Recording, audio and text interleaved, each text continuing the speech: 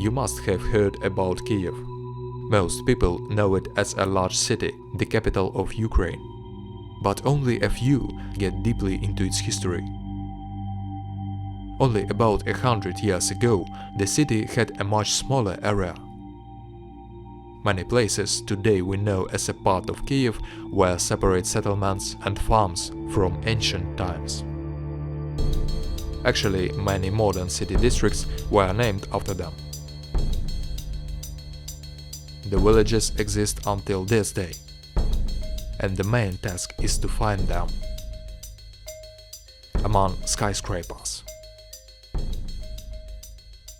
among dense thickets, among noisy highways.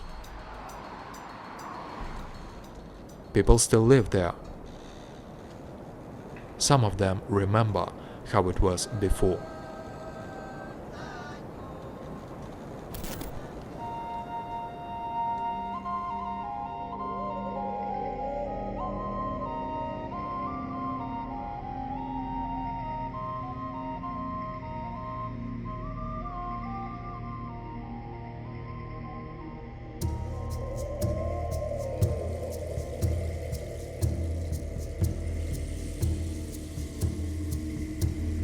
In the past, the villages that were located around Kyiv were built with detached and semi-detached houses.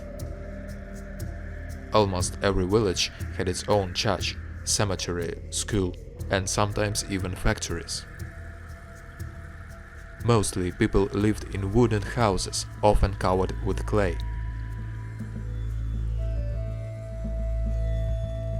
Not all buildings were in a comfortable area. Some of them were located on steep hills. Also a lot were at extremely low places and islands on the Dnipro river.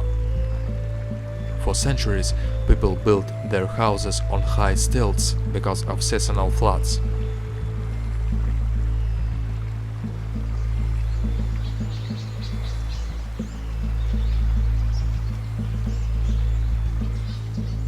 But the most interesting architectural elements were wooden cabins that decorated windows.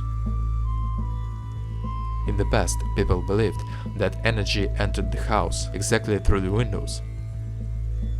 Therefore, each owner tried to decorate his house with the most beautiful cabins.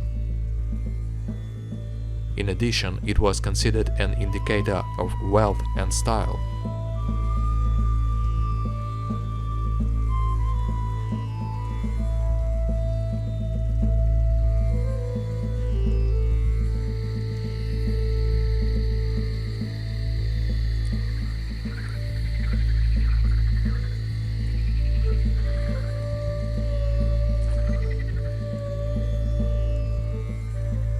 Today, such houses are not built anymore, but some old, traditional huts are still standing near busy roads and shopping malls, swallowed by the big city.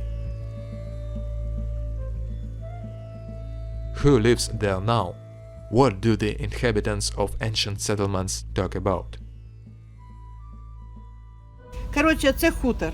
Як називався? Оце хутор називався. Хутор. Тут були городи, отут були хати, був хутор. Потім почали строїти кирпичний завод, приїхали з Уманя, все, і зробили спочатку бараки, потім почали давати землю людям. Оце вже як робочий посілочок став. А корінний, так що, мій дід покойний горшки ліпив, це ж хутор був. Оце слободка спокон віков. Тут люди горшки ліпили, вінки плели, ці корзини. А сейчас тут где большие дома стоят, блядь, там же Ну что ты стадион же был, блядь, стадион, мы там, блядь, так в футбол гоняли, блядь, ты что, Ой, такой стадион, Господи. там же даже чемпионат проводили, регби играли, знаешь, такой, все, большой стадион был, все, до стадиона нема, дома построили, блядь, все, ничего нету, блядь. Отсюда до речки, блядь, идти 10 минут, знаешь, что так вышел, хочешь покупаться, раз, до Днепра вышел, блядь, а в итоге получается, что так, ага, ворота позакрывали все, блядь. Да, вже Ага, через вторую можно выйти, ага, можно через кирпичный завод выйти, блядь, нормально, блядь. Ігор, іди додому, ти матюкаєшся багато. Да ничего страшного, блядь, я же не матюкаюсь, я же матюкаюсь. Волина повага на воду тяга. Ой, мамо, люблю гриця, гриць на конику вертиться, гриця шапка до лиця. Люблю гриця. Я вам скажу, что мы живем сейчас по-нормальному. Ничего бы не меняли тут, да? Нет. То, что было раньше, так само оно и остается. Что, Роза, отцепися. Хутор вольний, тут недалеко. Оце кінець ви підійшли, тільки я з ножом. Слухайте, я так одійте, вибачте.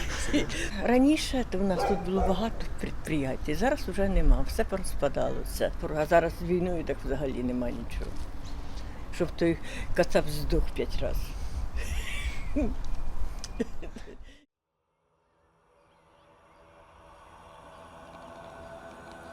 The contrasts that you see form gradually. The first wave of liquidation of historical buildings had already happened in the times of the Soviet Union. Similar things are still happening in independent Ukraine because of corruption and ignorance of urban planning standards. Despite this, some people refuse to leave their houses, keeping the last remains of history.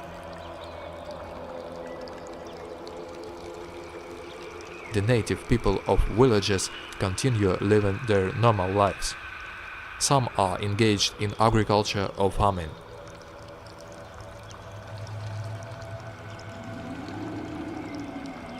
So the life of Kiev goes on, combining two completely different eras.